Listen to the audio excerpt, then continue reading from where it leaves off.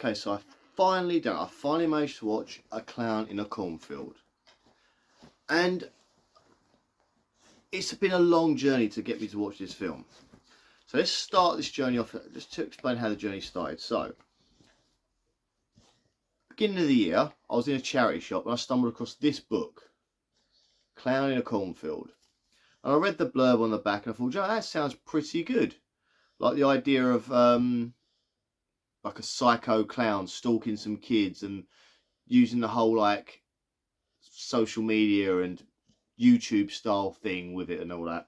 I thought it sounded like a good book, so I picked it up, read it, and I actually really enjoyed it. But as I got to about I think it was like chapter 4 or 5, suddenly it came up that they were making a movie and there was a trailer out. So I did the trailer reaction, I got quite into it. And then I did like a little book review on YouTube. You'll find the videos on this channel. Now, the trailer said it was going to be a Shudder exclusive. So I went out and got myself Shudder. I fingered it. I wanted to watch a couple of other films anyway. I wanted to watch like Late Night with the Devil and some of the documentaries on there anyway.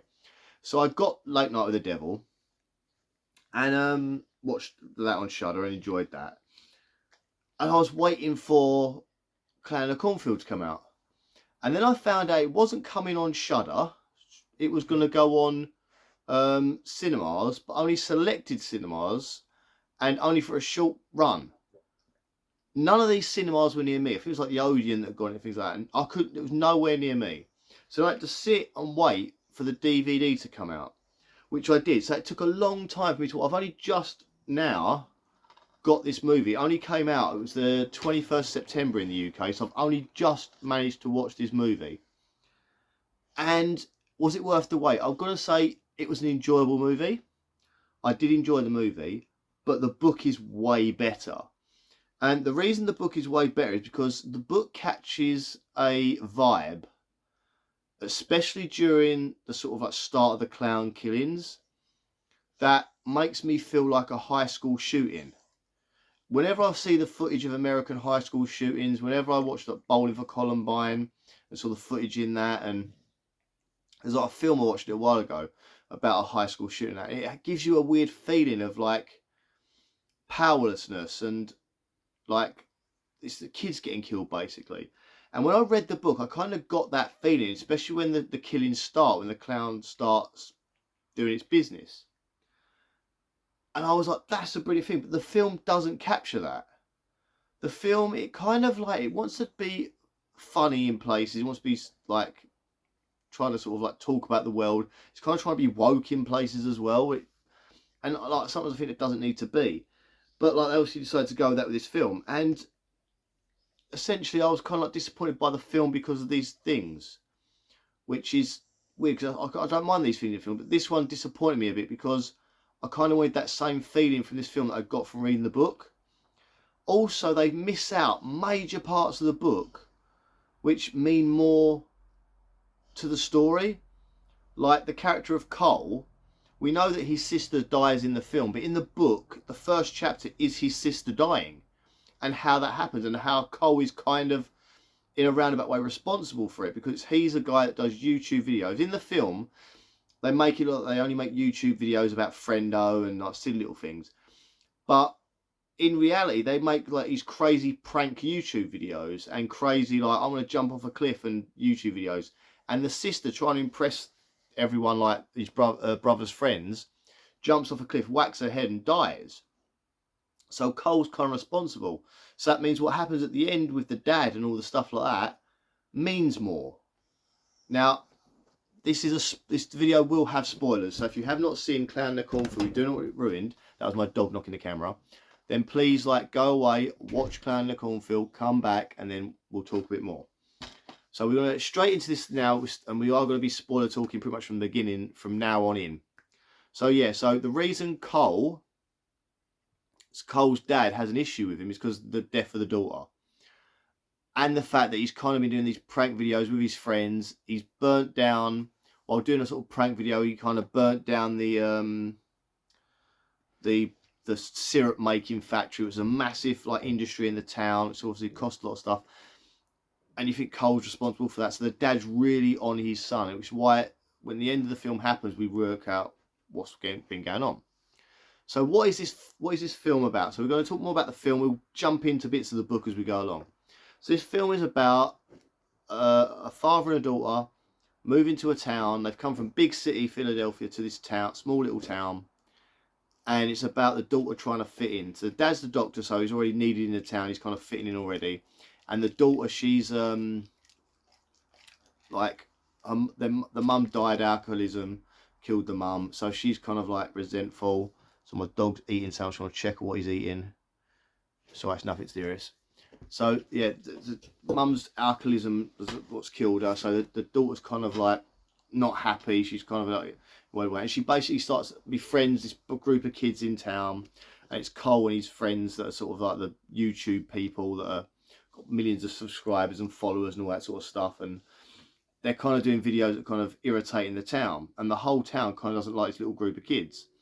And you sort of meet them through the teacher, who like has a massive meltdown in the class. They're all doing funny little pranks on the teacher, and it causes trouble. So like the kid, so hang on a second, this dog is being a div. Yeah, so Quinn's now sort of friends with this little group and that, and they're generally not bad kids, or a couple of them a bit arsehole-ish, but they're not generally bad kids. Cole himself is not a bad kid, but he's sort of come to terms with the stuff he's doing is a bit silly, and he's trying to like straighten himself out a bit, but because of the reputation he's got, the reputation from the town, it's hard, you know.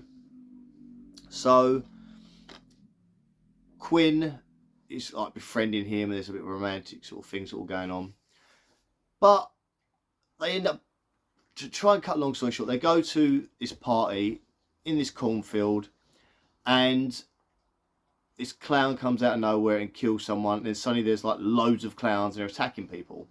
Now when you read the book, they kind of hide the fact there's loads of them. You kind of get a feeling it's like they slowly build to that. So someone gets killed by a clown and they're all running away from the clown. This is where you get the school shooting stuff in, where everyone is running in different directions, panicking, trying to hide, and they really focus on that in the book, which they kind of don't just skip over. You sort of see it for a split second, it's gone. But to me, that was the more terrifying part, the fact they're running, trying to get away from this clowns. And then it's like, well, how did the clown get from there to there so quick?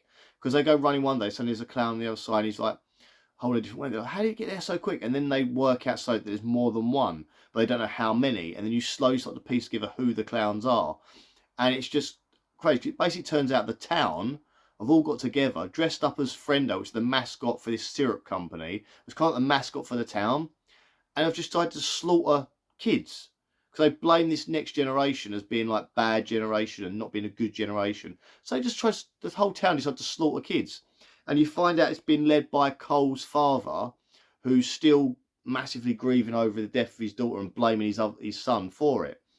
And he kind of leads it's the sheriff. Everyone's involved. The sheriff, the people that work in the restaurants, the teachers, they're all involved in this like mass slaughter of these kids. And they try to explain it in the in this, as in like it happens every so many generations. The town will just do this and just like kill a bunch of kids. And it's like, no, that doesn't make sense. It makes more sense that this is a one-off thing, that the town just had enough of these prank kids. So the book does it a lot better than the movie. Now the movie, I don't want to diss the movie too much, because I mean, everyone knows that books are generally better than movies. Like the movies can only put so much in, but I just feel that they missed the important part, the part that matters the most. They missed from the book to the film. It's a shame, because again, this story's got potential to be massive, and I kind of like would rather someone try and remake it again, because I think it could be a fantastic story. Friendo could be the next Pennywise, the next Art the Clown, the next scary clown that we have nightmares about. Could easily be that, but sadly they didn't put enough into the movie. There are some good parts of the movie. The kills in the movie are fantastic. The way some of the kills happen, the way they sort of like manipulate the clowns and all that, and the look of the clowns is phenomenal. They look horrible, like they've got like chainsaws and that. The fact they tried to make it, I mean, there is wokeness in the book, but because this is a book, I mean, it's a young kids horror novel, so it's kind of like in the veins of like Twilight and all those sort of those books, you know what I mean? They're sort of like aimed at kids, teenagers, horrors. There's sort of that one little section like youth horror or whatever it is. It's one of those sort of books, really. So it is more aimed at that generation, but it's a quite good, because as me being a father of that generation, because my kids are that sort of generation, I can kind of see the parallels, and that's why I enjoyed it as well. With the film, it's kind of like we're going to go straight for the kids thing, but we're going to put so much gore and violence in it that kids can't watch it. And that's how I felt about this film, because I'm watching it. I actually did watch it with my kids, because my kids are okay with stuff like this. But I watched it with them, and they kind of enjoyed it as well. Thought it was a great film, but it was like an 18 rated amount of violence. Well, I don't think it's a 15, but there's a lot of violence in it, a lot of gore.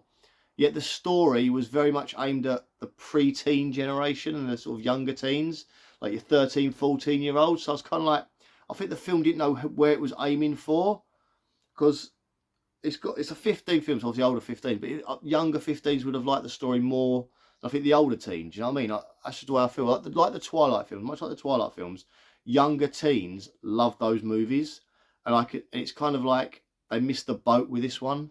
They didn't really know where their demographic was. They were trying to aim for all demographics at the same time. They've kind of like missed it. I think they've gone straight for younger teens, tone that gore down, but still kept the violence, but tone the gore down a bit. You would have had a much better film, and you could have concentrated more on the story. I'm trying to think what else I'm going to say about it. I mean, I don't want to be too down the film, because the film wasn't a bad film. It was a nice little watch. This is the type of film where you got your Netflix or whatever on, you sit there, you watch it, you're kind of half watching it. That's that type of film. It's like you can enjoy it, but you don't have to be too much brain power, but it's still quite good. I will say the bits that disappoint me, the opening of the movie, changing the opening of the movie from the book, that kind of disappointed me. The way they don't like make a big thing out of the amount of clowns there are. Just suddenly there's loads of clowns, and that's okay because there's clowns everywhere, no one really cares. But the fact that in the book they sort of slowly show you that, which makes it more terrifying, because it's like you're slowly realising that. Yeah, the whole Cole wasn't the right choice for me, the actor that played him for a start. But making him like, it's like he has this big woke speech at the end about you never listen to our generation, our generation knows. And it was just like, oh God. It was like that moment. It's like, oh, why did you have to? It's like when they throw in like something for no reason. They don't have to say it, but because it's political at the time, they're going to say something. It was like that. It was kind of like that didn't need to be in there, but because the time's political, we're going to chuck that in there anyway. So it was kind of like, you know, like didn't need to be there. Do you know, I can't remember if Cole was actually gay in the book. He possibly is, but I can't remember. It might have been actually. And it might have been even that guy, but they made a bit more of a deal out of it than they do in the book. Just, again, make more of a deal. And also the ending, right? So, the ending of the film, the dad drives away somewhere and you never see him again. After he's caused all this chaos and hell, and he's vengeful and he wants to kill his own son, he's trying to hang him from this stuff, right? And he's doing everything he can to kill his son. And then he just sort of gets in the car and drives away, and you don't see him again. And you're kind of like, what happened to him? The book shows you what happens to him after his plan fails, and the clowns all get their comeuppance and they get like taken out, and everyone knows the adults in the town are nuts. You get a epilogue of the mayor on a plane flying somewhere and getting ready to sort of make his plan up again and come back for revenge. You don't get that with this film. So you just see this guy who's responsible for everything, the mayor, drive off. And that's it. And no one says, where'd he go? No one says, should we try and find him? We're just going to let him go. I'm sure it'll be fine. So I'm guessing that they closed the film off with Quinn going off to live her life and be happy, and everyone else standing in the town, the doctor standing in the town and that. But it kind of like left at the end like, well, what about him? No, why is no one worrying about him? Like this guy, the book explains it better and gives you a where he's gone, so that, you know, he has gone into hiding and he's like going to make a comeback. So that's where you get, I know they made sequel books like Clan of Cornfield 2 and I think Friendo Lives, and I think they've done a third or fourth one now.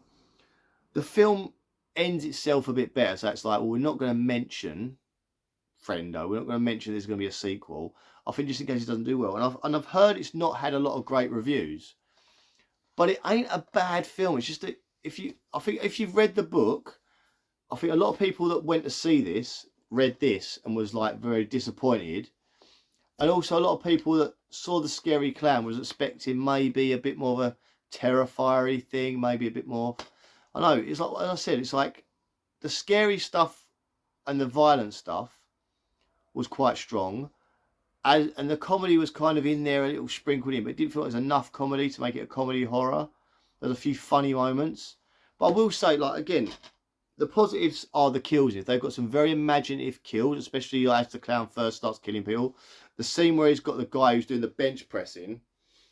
And the first thing I said when that come on, my kids were watching, I was like, you should have a spotter there. Next thing you know, the clown comes in and kind of spots him, but he puts like a saw blade there and then just and chops the guy's head off. And then there was that. Then there was a couple of other like quite groups, like the chainsaw scene where the girl's running through the, and then his chainsaw just into her and lifts her up. That was quite an impressive one. And then the pitchfork one, I like the pitchfork one. One funny moment, and my kids was like, well, how do you work that? There's a scene where they're in this old farmhouse and they're trying to go call the police, and they pick up the phone and it's an old-fashioned dial phone. You know, the whole, like, you put your finger on the number and ring it round like the old school ones. I had one when I was a kid, when my mum and dad had one. So you just like with the numbers, right? And the kid's like, she picks up the phone, she's like, why ain't it working? She's like trying to make it work, and she's like, struggling with it. And then my kids was like, how does that work? And I was like, oh, and I had to like explain. So my dog scratches, that's why the whole thing's moving. I had to explain how the dialing worked on the phone. So it's quite a funny moment for me and the kids to watch. But yeah, I would recommend this on a streaming service. I went out and bought this DVD because I read this book thinking it was going to be awesome like the book, and it wasn't. I would have much preferred, this is a sort of film, this is a streaming service movie. This is a film you put on in your house on a streaming service and watch it that way. I hope I haven't dampened your spirits on the film. I do recommend you watch it because it is quite an entertaining film. But it's just, if I'd have watched the film and then read the book, I probably felt better about it. If I'd never read the book, I'd have felt better about it.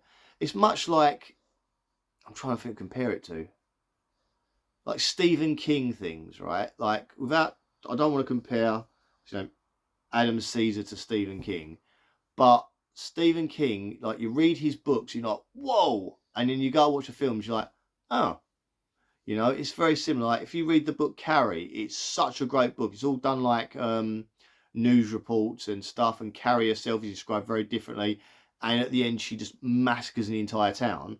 In the film, you only get the prom scene, and Sissy's basic, while being good, and the film is good, it's not as good as the book. It's like, it's the same. There's so much in it. Like, it is mental how much is in it, which one I'm hoping Welcome to Derry's got that sort of stuff. The Shining's another one. While the Shining film is very good, the book is, in my view, better and very, very different. And again, reading The Shining and then watching The Shining, you feel like, oh, if they just put that bit in there, if they just change that bit, and the ending of The Shining, in the ending of the book, Jack kind of redeems himself a little bit and gets more of a hero sort of death, where in the film he's just evil and he never gets that redemption. He's just nasty evil and he's trying to kill Danny, and you never get him put back. Where in the book he actually tries to stop himself from killing Danny and everything else. He's actually trying to prevent it, and it's a great, I just recommend you read The Shining. If you've seen the movie and you think that's great, read The Shining. It's very, very different, but fantastic. So anyway, guys, watch Clown in the Cornfield, but don't rush out to pay to watch it. If you've already got your Amazon, if you've already got your Netflix or wherever it pops on, like if it does go on a Shudder, if you've got that, watch it on there. Don't worry too much about going and buying it, and you can wait for it. It's not a rush out and watch film. Might as well wait for it. But I would recommend you read the book though, because the book is actually a pretty decent book. I mean, it's also an easy read. I mean, I struggle with reading. I've got a bit of dyslexia and I struggle with time to read. But this one, it's quite easy. The chapters are short, so you can sort of go chapter by chapter. And it is a fun, good book. So anyway, thank you very much for watching. I've babbled on far too much and that. Clown in the Cornfield, if you like good kills, if you like a little bit of teenager sort of style slasher movies, if you like scary clowns, you'll probably enjoy this film. If you're not into those sort of things, you're probably not going to enjoy this film. I mean, it's definitely not Scream, put it that way. Anyway, guys, thanks so much for watching. I'll see you all very, very soon for another review and stuff. Bye.